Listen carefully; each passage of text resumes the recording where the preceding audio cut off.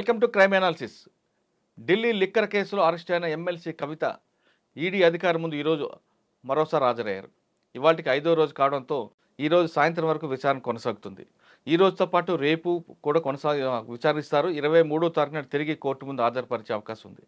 అయితే 5 రోజుల్లో ఏం మాట్లాడారు, ఈడీ అధికారులు ఏం ప్రశ్నించారు, కవిత సమాధానం సరిగ్గా సూటిగా చెప్తున్నారా, దాట వేస్తున్నారా అనేది కొన్ని విషయాలు తెలుస్తున్నాయి. అయితే ఈడీ దగ్గర ఉన్న సెక్షన్ 50 ప్రకారం అబద్ధం చెప్పినా లేదు తెలియదని చెప్పినా రెండు కూడా నేరంగానే పరిగణిస్తారు. కాబట్టి కవిత ప్రశ్నలు ఏ విధంగా దాటికి తట్టుకుంటున్నారనే విషయాన్ని మరికొంత సమాచారం వచ్చే అవకాశం ఉంది. మరోవైపు ఈడీ తన ముందు హాజరు కావాలంటూ సోమవారం నాడు ఖచ్చితంగా హాజరు కావాలంటూ కవిత భర్త అనిల్తో పాటు కవిత అసిస్టెంట్లు కూడా నోటీస్ ఇచ్చింది. కవిత అసిస్టెంట్లు హాజరైనా కానీ అనిల్ మాత్రం ఇంతవరకు హాజరు కాలేదు.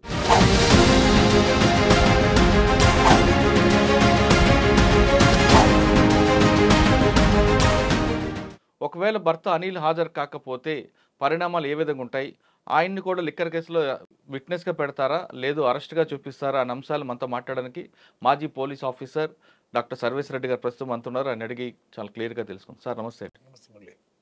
సార్ ఇవాళకి 5వ రోజు విచారణ కొనసాగుతూనే ఉంది. సోమవారం నాడు ఖచ్చితంగా అనిల్తో పాటు కవిత అసిస్టెంట్స్ ఎవరు ఉన్నారో వాళ్ళందరూ రావాలని ఈడీ తన ముందు హాజరు కావాలని నోటీస్ జారీ చేసింది.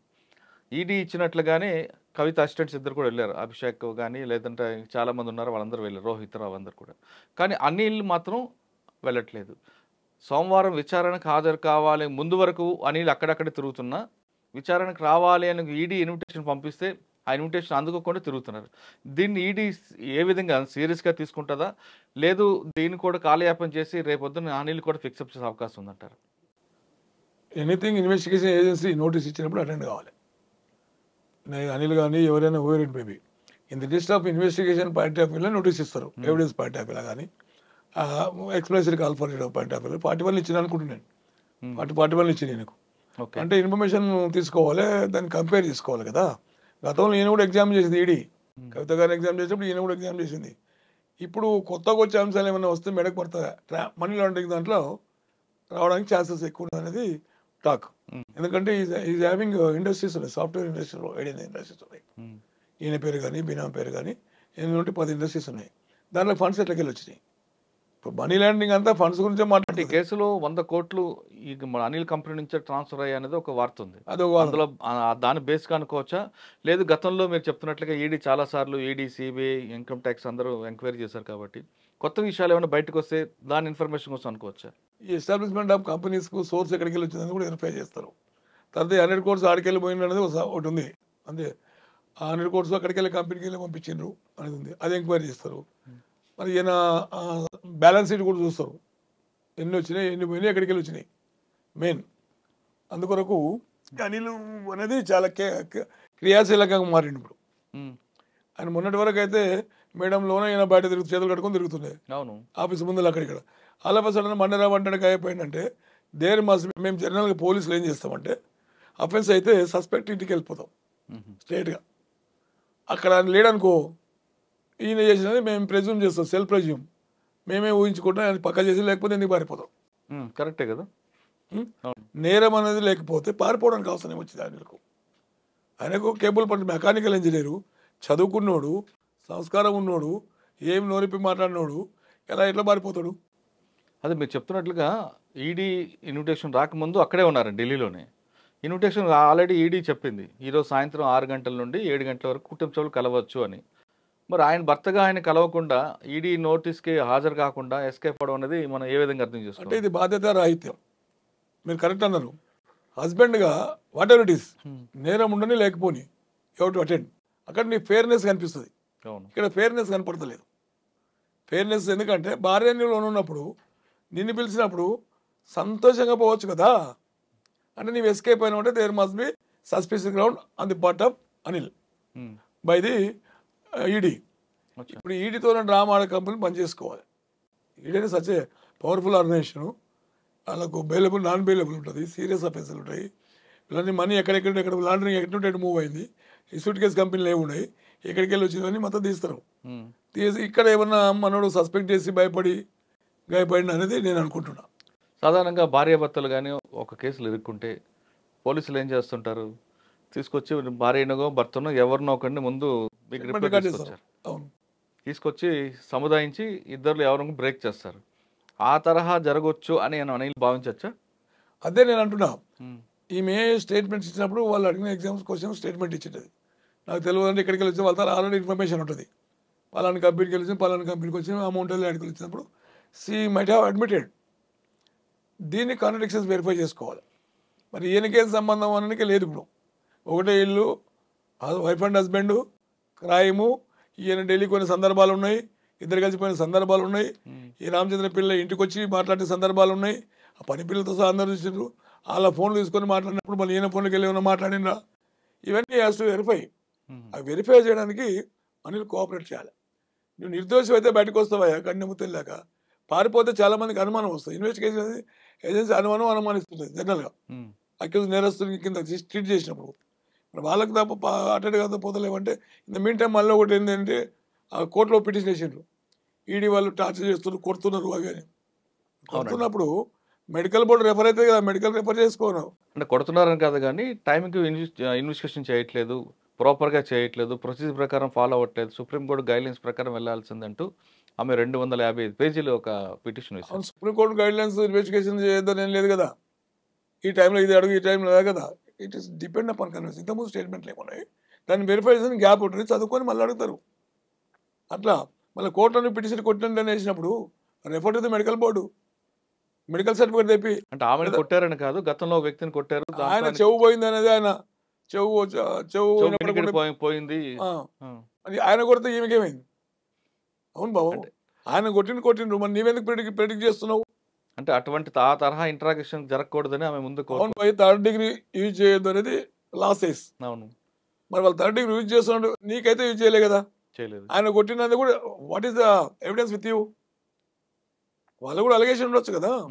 అంత ఈజీగా హీనియస్గా ఇన్వెస్టిగేషన్ ఏజెన్సీ ఈ హైయర్ అప్ కేసుల్లో చిన్న కేసులు ఏమన్నా తప్పు చేయొచ్చు కానీ ఇట్లా చేయరు. ఎందుకంటే లాట్ ఆఫ్ ఒక జ్యుడిషియల్ ఇన్వాల్వ్మెంట్ ఉంది. మరి నువ్వు పిటిషన్ వేసినప్పుడు నీకేమైనా టార్చర్ చేసిందా? క్వశ్చన్స్ అంటే గ్యాప్ ఉండొచ్చు. మళ్ళీ ఒక గంట కొట్టాడతారు, ఇంకో గంట కొడతారు, దాన్ని చూసుకొని మళ్ళీ రికార్డు వెరిఫై చేసుకుంటారు. ఈమె కోఆపరేట్ చేస్తున్నదే వాళ్ళ వాదన. ఎస్ నో నాకు తెలియదు, అవును ఉంటే ఉండొచ్చు లేకుండా లేదు, ఇవన్నీ ఆన్సర్స్ కావు. మర్చిపోయాను, ఆలోచించి చెప్తా, ఎలా కాదు రేపు చెప్తా అని నీవే అంటావు. మరి ఎప్పటివరకు ఆగాలి కదా. మా గైడ్ లైన్స్ ఏమున్నాయి, కంటిన్యూ చేసుకునే వాళ్ళ లేదు కదా. లెబోరియస్ టైం ఉంటుంది వీళ్ళకు. అందుకొరకు ఎట్టి విధంగా వాళ్ళు ఏం చేస్తారు, అక్యూజ్ను కన్ఫ్యూజ్ చేయించడానికి బ్రేక్ డౌన్ చేస్తారు. దాంట్లో part of taxis investigation tactics చాలా ఉంటాయి. అంటే ముందు అక్యూజ్డ్ పార్ట్ ఆయన స్టెబిలైజ్ అవ్వడానికి కొంత టైం ఇస్తారు కదండి. అవును, తీసుకొచ్చి హడావడిగా అట్లుండదు. స్నాచింగ్లు కొట్టిన వాళ్ళకి మన రెగ్యులర్ పోలీస్ చేసి చేరాలి. ఎక్స్పర్ట్ స్పెషలైజ్డ్ ఏజెన్సీ వాళ్ళు ఇంతకన్నా ఎక్కువ చదువుకుంటారు.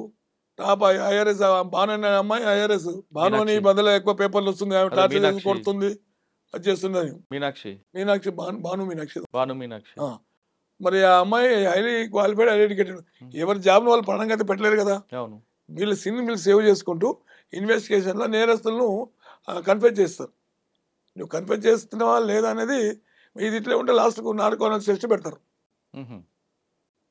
అది కూడా రైట్ ఉందా? ఎందుకు లేదు, every right having agency narcoanalyst test కానీ ఒకవేళ సుప్రీంకోర్టు టెస్ట్ అంటే సుప్రీంకోర్టు అనుమతి ఇవ్వాలి కాబట్టి అనుమతి ఇవ్వాలి. నార్కో కన్నా ముందు లైట్ డిటెక్టర్ పెట్టొచ్చు. ఇప్పుడు ఏదైనా రెండు పాసిబిలిటీ అని వీళ్ళు కన్ఫ్యూజ్ అయితే లేదు, మాకు కోఆపరేట్ చేస్తలేదు కనుక we need to prove the issue, total issue of 100 crores and 1200 కోట్ల స్కామ్ ఇది, 100 crores పంపడము, ఇల్గాటన్ మనీ అకౌంట్లో ఉన్నది కనుక they are not in a position to cooperate with the investigation అన్నప్పుడు అండర్ కంపెల్ సర్కమ్స్టాన్సెస్ మేము ఏం చేయాలి, ఎక్సెప్ట్ టెక్నాలజీ ప్రొవిజన్ అంటే నార్కో అనాలిసిస్ టెస్ట్ అంటే they have to seek the permission from the supreme court or concern court. Okay sir, ఇప్పుడు ఈ petition వేశారు సుప్రీంకోర్టులో, సుప్రీం కోర్టు యాక్సెప్ట్ చేస్తుందా లేదు కింద కోర్టు పంపించదా?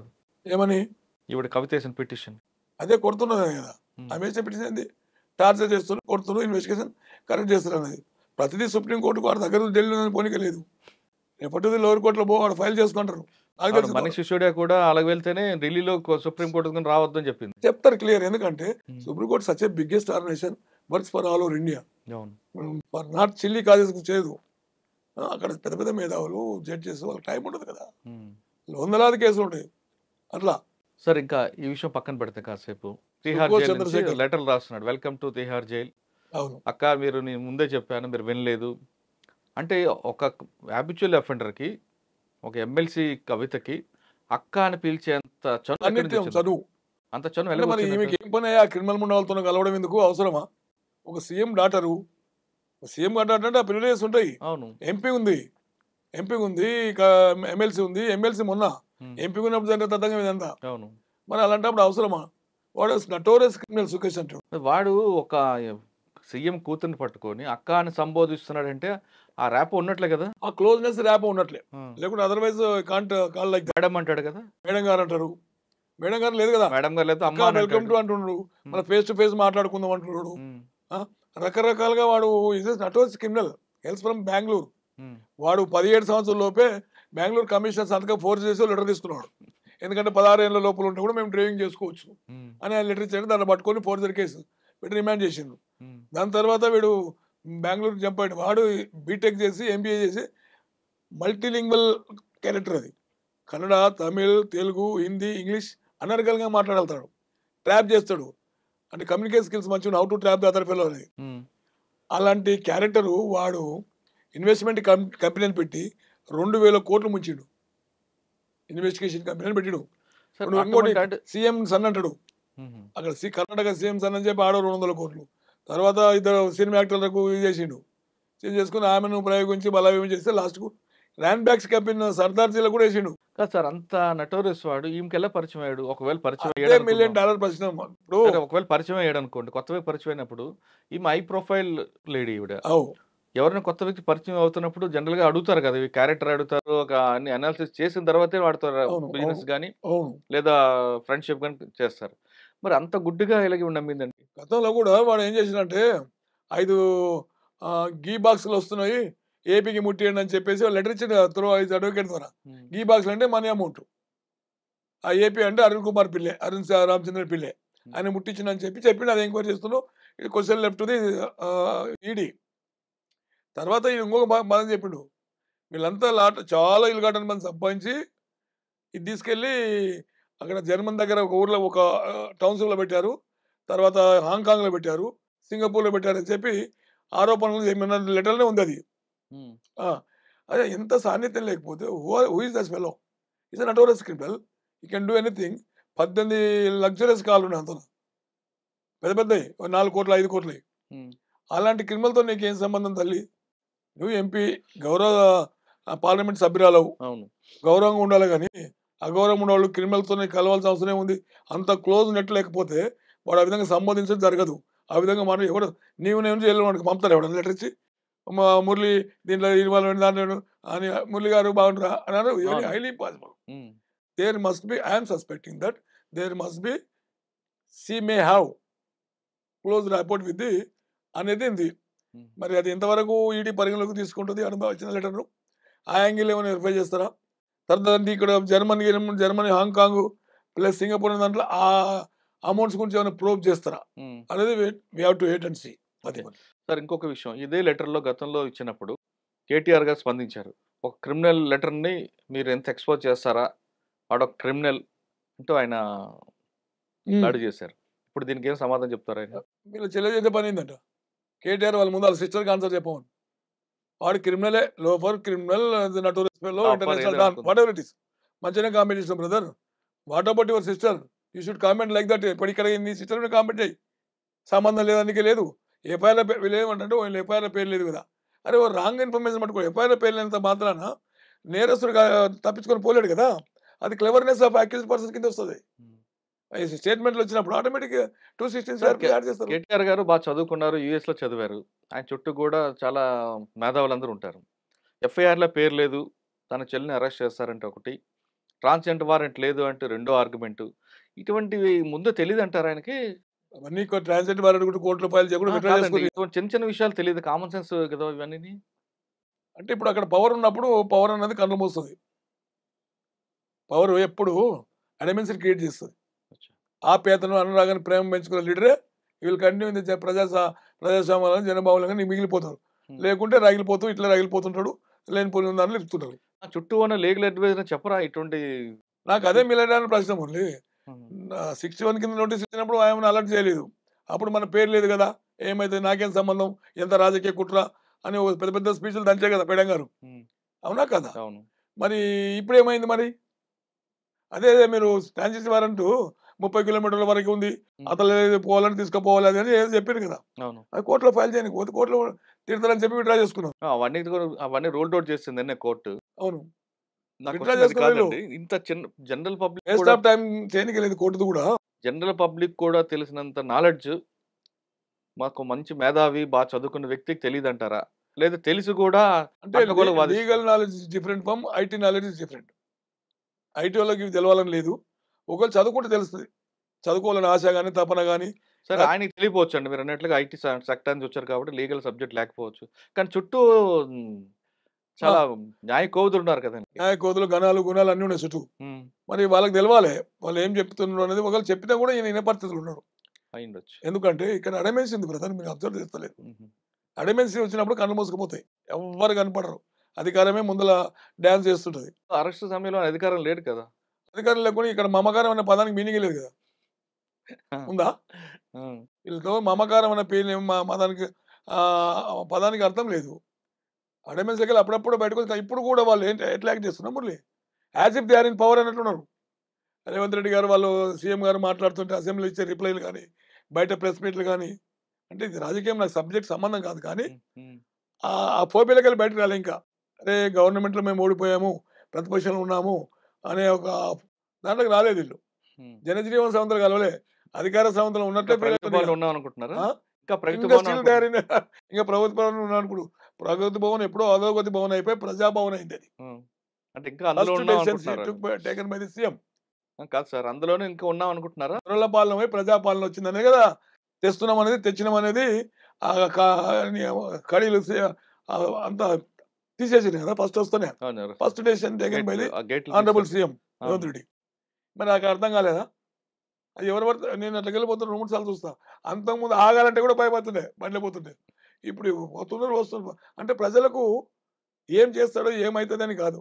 ఒకసారి మేము సీఎం కలిసి వచ్చాం, ఎంతో కొంత రెస్పాన్స్ ఉంటుందనే అవును. ఫీలింగ్ ఉంది. అవును. ఆ యొక్క హ్యాపీనెస్ ప్రజల్లో వచ్చింది. హ్మ్. అలాంటి దాన్ని ప్రజాపాలన డెమోక్రసీ. అబ్రహాం లింకన్ కు కరెక్ట్ పనికొచ్చింది మా రేవంత్ రెడ్డి గారు. Is the people, by the people, for the people.